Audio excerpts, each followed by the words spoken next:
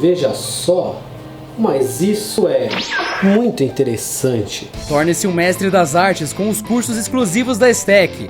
Aulas presenciais certificadas nas áreas de design, criação, direção de arte, games, programação, cinema, fotografia, comunicação, publicidade, marketing, empreendedorismo e idiomas com os melhores professores do mercado e uma estrutura de qualidade.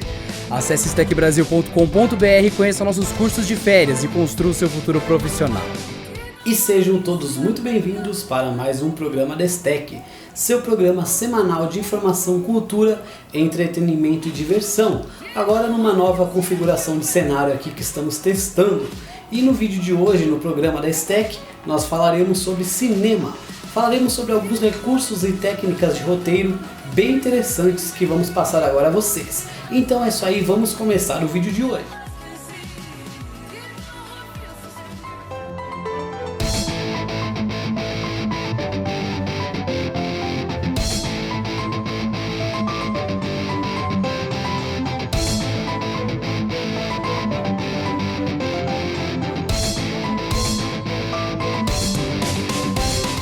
O primeiro termo que falaremos será analepse. Talvez não seja um termo muito comum para você, mas saiba que analepse é a mesma coisa que falar flashback ou cutback.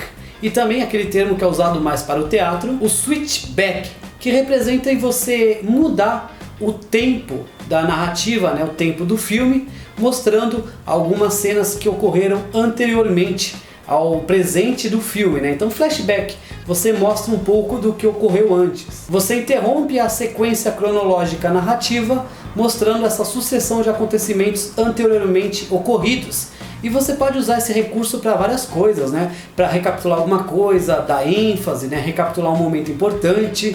E esse recurso é utilizado em animes, filmes. Animes, quando eles querem esticar o roteiro um pouco, porque está chegando perto do mangá, então tem os fillers e tudo mais, eles até exageram um pouco no flashback. Vai falar quantas vezes você viu o Naruto lá sozinho no balanço, Conte quantas vezes essa cena apareceu em Naruto, por exemplo. Ou então, no anime você conhece um personagem, e aí um vilão, e daí ele começa alguns episódios a contar o passado do vilão, Inserir para conseguir alongar mais o tempo, ganhar um tempo a mais, E assim fazer a história durar por mais tempo para o mangá conseguir distanciar. Porém, novelas usam, filmes, histórias escritas como os Lusíadas, por exemplo, eles usam desse recurso do flashback, que é o contrário do flash forward. Flash forward, você mostra algumas coisas que ocorreriam depois, como que um futuro na cronologia, Então você nos dois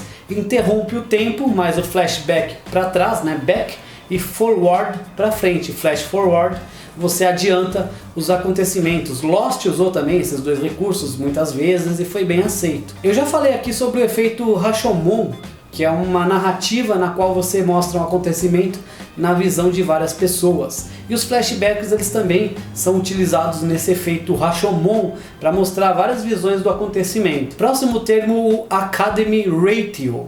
Academy Ratio é um aspecto da imagem, o Aspect Ratio, que fala a proporção do filme. É um formato de filmagem que iniciou no 1.37:1 e depois no 1.33:1. Esse 1.33:1 veio após a inclusão do cinema falado em 1930. E ele foi o primeiro modelo de filmagem proposto para os filmes antes do lançamento do filme The Rope, que foi o primeiro gravado em widescreen. The Robe, de 1953, já utiliza a tecnologia do CinemaScope, então ele já é em wide.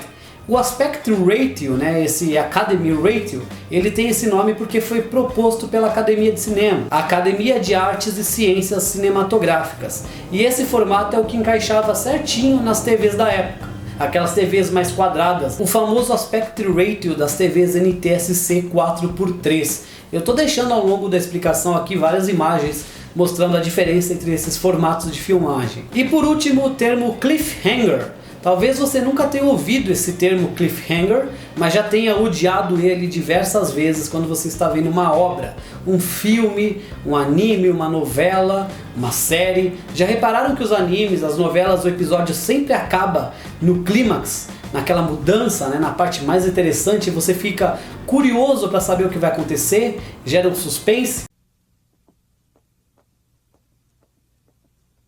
O senhor não vai morrer. Como? Vão matar o senhor.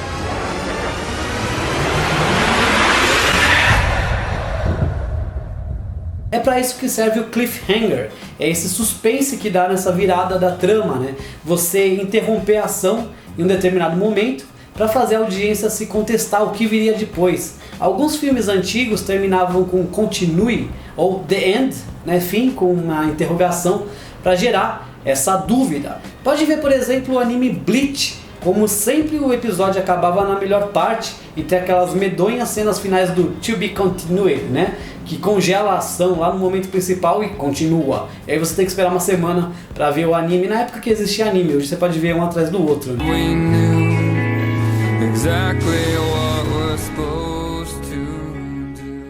Yu Yu Hakusho também era um anime que usou muito desse cliffhanger. Ele sempre acabava nas melhores partes com umas telas finais bem bonitas para despertar esse interesse da audiência. Gosto de seguir meu sonho mais livre. Se eu parar, ele vai fugir de mim. Porém, o cliffhanger ele era usado às vezes como suspense, porque alguns atores, a contratação não estava certa, se o contrato seria ou não renovado. Então o cliffhanger era para preparar a saída do personagem para o ator se despedir, ou talvez não, o ator continuasse, e aí o cliffhanger era servido, era utilizado como uma forma de segurar mais a audiência. É o chamado efeito Zeigarnik da psicologia. Isso se deve à psicóloga Bulma Zeigarnik. Ela notou esse fenômeno depois que o professor dela, o Kurt Lewin, que era um psicólogo da Gestalt, ele notou que os garçons lembravam mais das contas que não eram pagas do que daquelas que já eram concluídas. Ou seja, a Bulma, que não é do Dragon Ball, ela deduziu que o nosso cérebro grava melhor as mensagens incompletas, as atividades incompletas. Afinal, é isso que a Gestalt propõe, já falamos aqui no canal sobre Gestalt.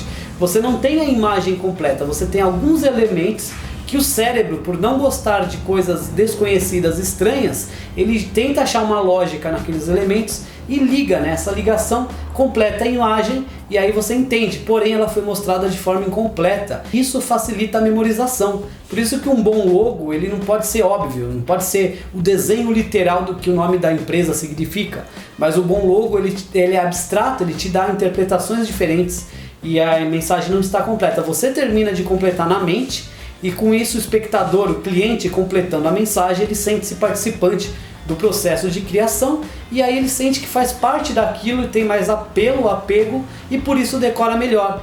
E é por isso também que pessoas que estão estudando, você tem lá um projeto de estudo, é aconselhado que no meio dos estudos você faça uma pausa para concluir outra coisa, vai jogar, vai se distrair, vai comer ou estudar uma outra matéria.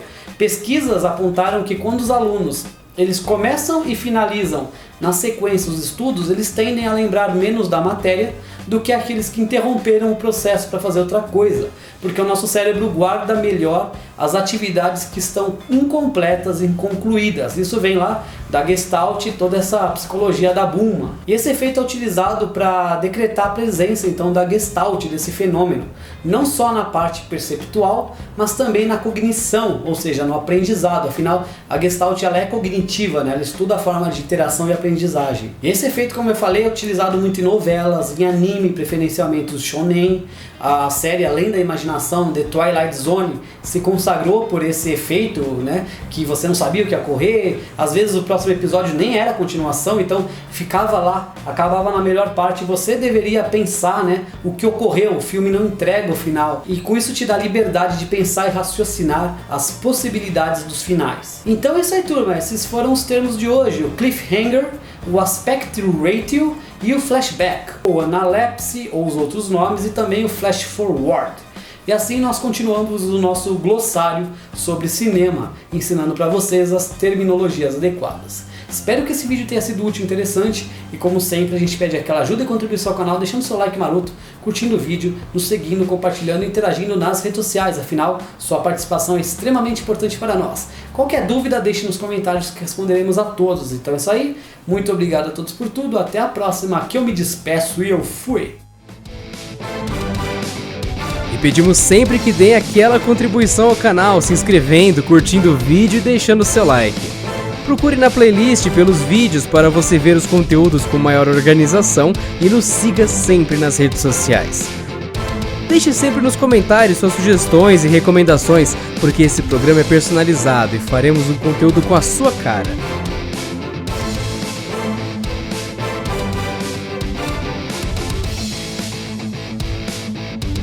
Canal da Stack, o canal mais diversificado da internet.